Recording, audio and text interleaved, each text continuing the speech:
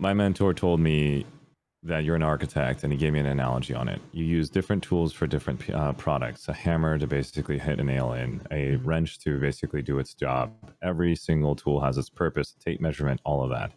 You can't use a hammer for everything when it comes to mental problems, when it comes to psychological issues, when it comes to stress.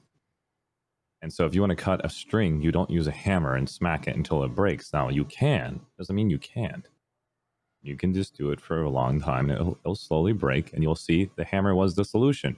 Mhm. And people become very stubborn and keep using the hammer because it works for everything, but time will tell when it actually works for you. Mhm. And it's comfortable to But keep using the same tool, right? it's The same comfortable technique. because we haven't been taught. Okay. Yeah. I mean, if I told you right now, whatever you're doing right now for your setup, and I gave you a new solution to fix it within 3 seconds, it's made your life a lot easier. It took you 15 minutes to go and get the stream started. And I teach you, hey, just use this program and it'll basically get you everything started. It sets up everything. All the windows are in the right place. Right when you load up the computer, you just push start. You're like, wow, Hell Archie, yeah. thank you. Sign me Like, up, Archie. right. It's an example like where it's like, that's a tool like for physical. Right. The apps, the phone, basically anything I can talk about externally, but internally, we should be using tools to manage our stress levels, to manage our communications with other people, our egos, our pride, Mhm. our emotions. What kind of tools do you use, It's Archie? so one of the tools I use is there's a lot of tools to be honest. Mhm. I feel like I'm becoming a therapist. I'm not a professional therapist at all. I I'm did learn fascinated by this. mental health. I'm thrilled that you're open to talking about it. And if at some point that changes, we can move on. It's no problem. No, not a problem. I've seen over 13 therapists. My parents are divorced, Okay. and they thought we were going to go cuckoo because parents being broken up is That's equal hard. to children sucking, basically in life, in their opinion. Mm. Very frowned upon in Persian culture. Hmm. So they took us to therapists over and over again. And when they see my brother not really applying himself, they think it's because of them breaking up. And I had to be there every time. So it's like, here we go again. Therapist A goes, so Archie, so tell me how do you feel about your parents? And the way they're talking is making me want to pass out. And I'm just like, this is not doing anything for me. And so I thought professional help was ridiculous. And it's not for me. You know, I'll handle it on my own. I'll just Okay. keep using the damn hammer. And then the third hits, the fourth one hits, and we just keep going back and forth. I'm getting frustrated. My parents were forcing me to go to it when I didn't need it, and I am like, whatever, my opinion. Hmm. Um, Was this when you were younger, like an adolescent, or 18, yeah? 19, 20, 21, 22, just kept happening because like there was arguments in the house, and then it would be like, we're gonna go therapy. So Ah, it's like, it was like that. I don't need to go, but I had to support my brother, or I got to they had to support my break out the mom, or therapy whatever. hammer. It's good Yeah. for all problems, right? Yeah, and when it's an indirect, when somebody else is telling you it, you tend to learn it a lot quicker because it's not being directed at you. You're not feeling defensive, and so you start picking up the techniques that they're trying to cast upon your parents or Interesting. cast upon your friend or your relationships. Hmm. And then when it's at you, you're like defensive shield, put up walls, celestial shield, citadel shield, whatever you want to call them. Yeah. So it's like, Yeah. Battle yeah, it's stations. battle stations. You're looking at me like I'm not weird, and so um yeah, so that happens, and then so a big argument happens between me and my dad, Mhm. and this is what turns my life around, where I chose to basically tell my dad I don't want to basically be his father. I don't want to be your son anymore. I want to change my last name. Don't basically associate yourself with me. And it's because of business. When we were working together, it just got so severe because he was my Wow. dad, my best friend, my significant other. It felt like it. Yep. My enemy, and just it was annoying. Imagine That's a every time lot. you get a phone call, it's like, I called you, I'm your dad, you pick up. And then I'm like, I'm at work. I'm your boss. You don't basically stop picking up. And then it's like, I go hang out. I want to chill. He turns into my boss. And if he's like, all of a sudden when I'm, angry at him, he turns into my friend. It's like, it's just flip of hats all day. And then he's like, wants to piss me off because he's pissed off. And we just kept doing that to each other over and over again. It's not just him. I did it to him too because an eye for an eye and the world goes blind. Yeah. I just wanted to be praised by my dad. I don't care about anybody else's opinion but his, and I put so much value into his opinion Mm, because everybody wants to have their fathers or mothers basically look up to them and definitely. approve of their behaviors or their choices in life. And it sucks when you hear them say like, "I did better." That's nothing compared to what I did, or like, "You can do better than that. This is nothing. Don't be proud of that." And that freaking shot me every time. I was just like Yeah, taking bullets and I that's was taking killer. damage. But he didn't know he was doing that. And so then I just Mm. took a shotgun and I did the same thing back to him. So I was like, Yeah, pain for uh, pain. w- yeah. And that's the only way I can reduce the pain is by basically punching him in the face, basically with my words. And Mhm. we got physical at one point in time where he was basically, his traditional route was to break a dish whenever he couldn't win a conversation with me. And I basically went ahead and he was going to go and break my, I guess when I was a kid, he gets frustrated and he goes and breaks my PlayStation when I was playing Final Fantasy 7. I was at the freaking final boss. I was about to do Sephiroth and he breaks my freaking PlayStation, man. Like the whole CD breaks it. And I'm just like, I put so much time into that. Like my memories, Aries, like anything, like my love of my life is shattered. And I am just like, I'm feeling it. And he recognized me crying for like weeks, and I was depressed. And he bought me a new game, and he doesn't know he didn't control his emotions because I was an idiot. I'm not listening to him every time on the PlayStation as a kid, like 5 years old, 6 years old. Yeah, I don't know how old I you're a was when I kid. played. Yeah, I'm entranced by the story. I never cried as a kid in a video game when I saw that happen. I'm not going to tell you because it's spoilers, but So considerate.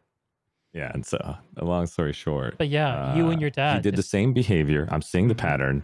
He's about to go break something of mine again. As an adult, he's Mm. running upstairs. He's doing the same thing. I'm seeing flashbacks like I'm a kid running upstairs to Mhm. like telling him not to, grabbing his pant leg. He pushes me off. This time, I'm like, oh hell no! Grab him by the face, move him downstairs. I'm like crouch holding him, put him on the ground. I'm like, no, and he's like, let go of me. I'm like, no, you're not gonna break a single thing of mine.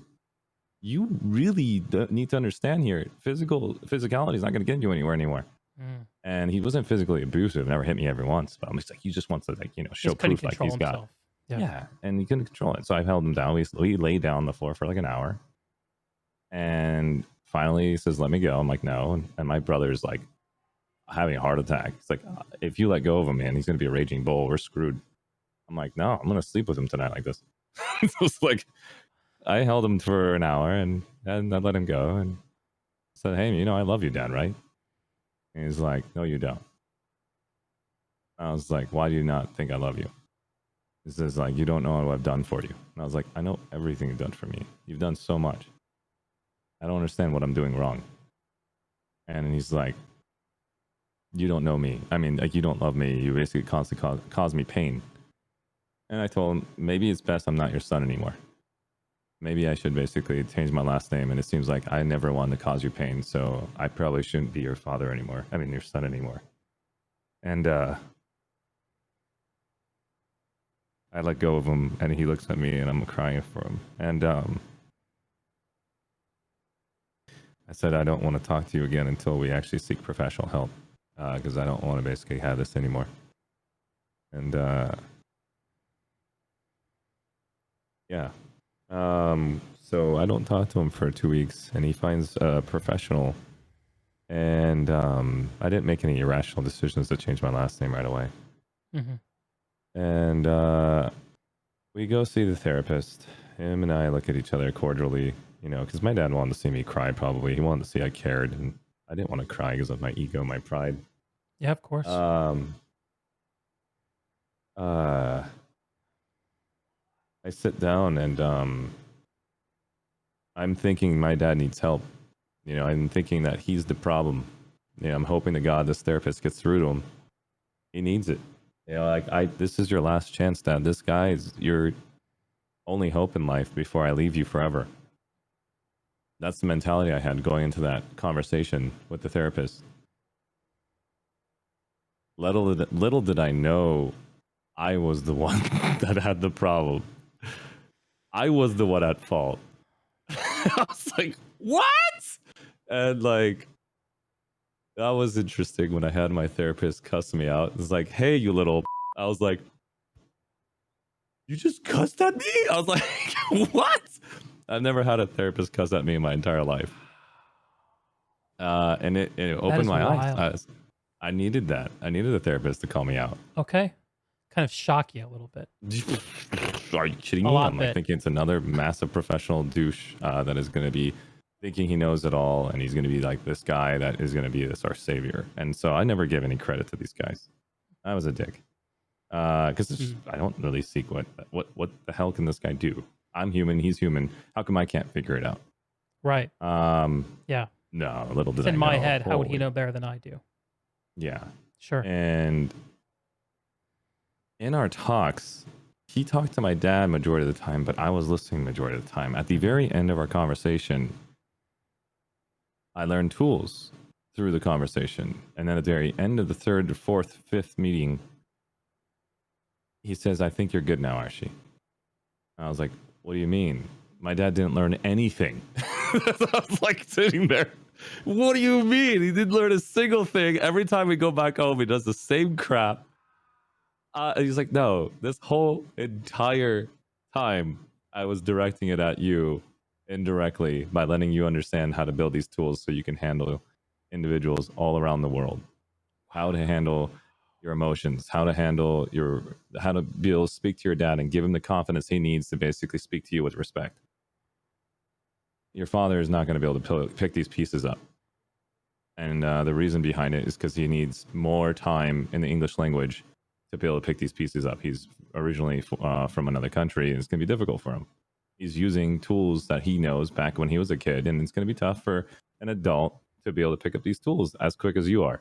Mm-hmm. And I was like, BS. You're just giving me, lip service or whatever. He's like, okay, let's practice this. So here's tool number 1. It's called APC. Okay. Adult, parent, child. This is me. This is my father. APC. I know I'm about to put the middle finger up, not on purpose. This is part of the conversation. Context. So context here, guys. And so when I point my middle fingers together, Arshee is now talking to his father.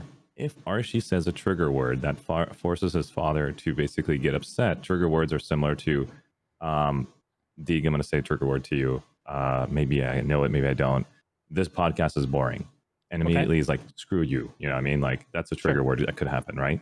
Mm-hmm. So I'd say something to my father about me showing off that, hey, I did another project. And he's like, screw you. So I'm like, what? So he goes to child mode. And in child mode, he's now yelling and screaming or saying something really dumb to me that causes me to go to child mode or stay in adult mode. And so the idea behind this conversation piece is when you are in adult mode, when someone goes into child mode after anything you say, this person in child mode has 2 choices. They either meet you back in adult mode or they run away. You in adult mode has 2 choices. When the person runs away, you can go into parent mode and chase them. An analogy of what this means is imagine you're in a relationship with a significant other, a male or female or male, doesn't matter. And that person gets into an argument with you and that person runs away because they're a child. And in this moment, you're going to turn to a parent and you're going to enable that behavior by chasing them to say, hey, I don't want you to hurt yourself. Don't do it. What are you doing? Right. That person will continue being a child forever because you just enabled that behavior. Reinforce You're the chasing behavior, them because give the attention, the love. So you have a choice in this moment where, hey, when the child leaves, stay in adult mode or chase in parent mode. So you stay in adult mode, you patiently wait, and then you wait for when they have the energy to have the conversation again. Here's the other formula.